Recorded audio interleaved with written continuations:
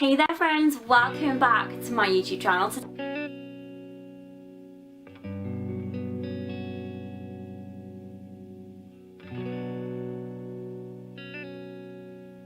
Hi everyone, welcome back to my YouTube channel. Today I'm going to be doing my BooktubeAthon 2018 reading wrap up. I'm going to be talking you guys through all of the books that I read during the BooktubeAthon this year. I have a full BooktubeAthon 2018 TBR and also a weekly vlog all about the BooktubeAthon, so I will link both of those in the description box in case you're interested.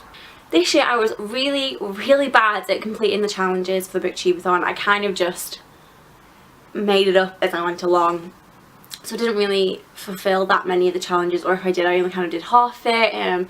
So I'm just going to talk you through the books that I read rather than what challenges they fit into.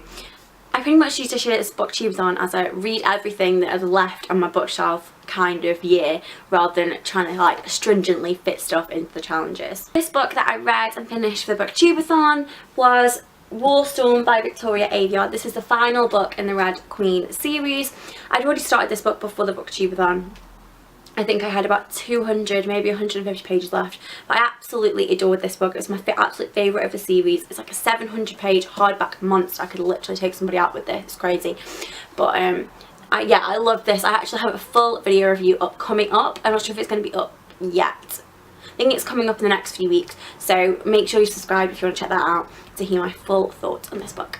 The next book that I read for BooktubeAthon was meant to be for the challenge, which was watch a book to movie adaptation, so read the book and watch the film, and that was Harry Potter and the Chamber of Secrets. Again, this is one which I was part of the way through. I think I had about less than 100 pages, maybe about 100 pages to go when I got back into this. I've been reading this for like over a year now.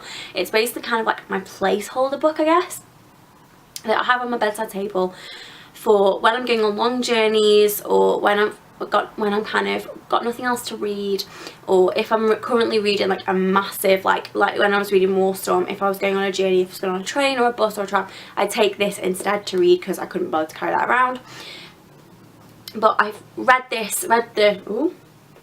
read the last 100 pages of this kind of thing, and I think it was like 2 sittings in the end, just because of different things. But I really enjoyed it. Reading Harry Potter is always kind of like going back and hanging out with an old friend and kind of catching up with someone that you've known for years. It's a really lovely feeling of kind of going back to somewhere that you feel comfortable, and kind of the feeling of reading Harry Potter for me is kind of summed up by the J.K. Rowling quote that she said at the premiere of the final film, which was no matter whether you return by page or by screen, Hogwarts will always be there to welcome you home. That's what it kind of how it makes me feel.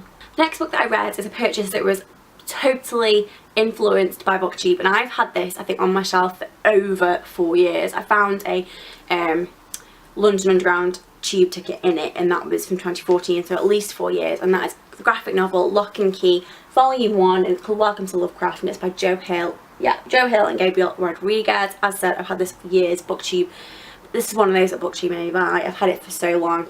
I read it in one sitting, sat in the garden in the sun. It was okay. It's kind of horror, thriller, mystery-esque. It's a really interesting concept. The beginning is a little bit confusing as it kind of jumps from the past to the now, and you're not 100% sure kind of where you are and who's who. But as I got into it, I did enjoy it, but it's not something that I was like, oh, this is amazing, I have to rush to pick the next one up. And the final book that I read during the BooktubeAthon is Everless by Sarah Holland. This I didn't finish. I was about 80 pages through it by the end of the BooktubeAthon. I am now 221 pages through it, so a book review of this will be coming up very soon. But I massively enjoyed this, and I'm enjoying it a lot. Yeah, it's really great, and I've not finished it, so I don't really want to say much else, but this was kind of the last book that I read.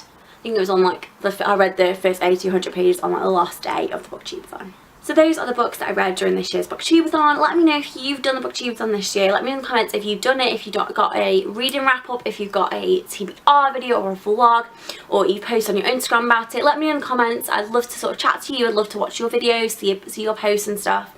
Hope you enjoyed this video. Remember to like and subscribe if you did, and I shall see you guys really soon. Bye!